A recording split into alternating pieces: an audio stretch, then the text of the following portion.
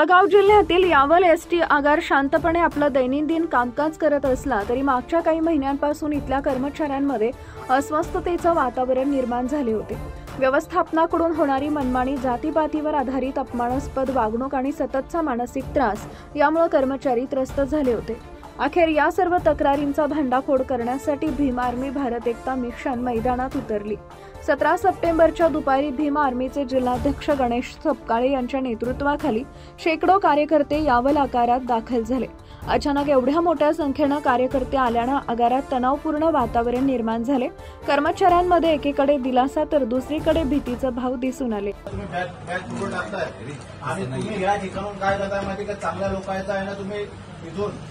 चुकीचा संदेश देऊन ते वरतून त्यांना सस्पेन्शन पण करवत आहे।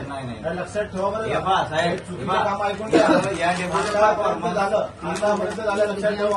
आतापर्यंत आम्ही सहन केलं, मला तुम्ही तुमच्या ऐकण्याकरता आलो नाही।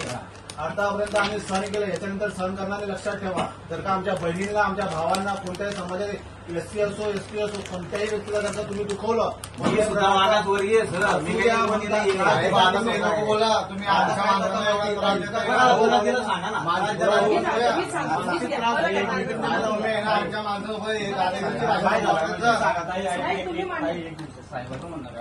अनुसूचित जाती, स्पेशल बौद्ध, तडवी आणि मुस्लिम हे लोक मला अजिबात चालत नाही। कोण बोलला?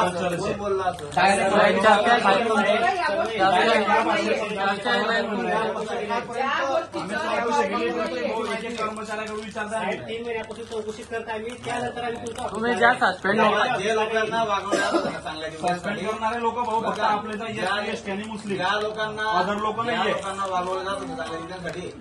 11 गाड्या आहेत, बडोदा, वापी, उधना, पुणे।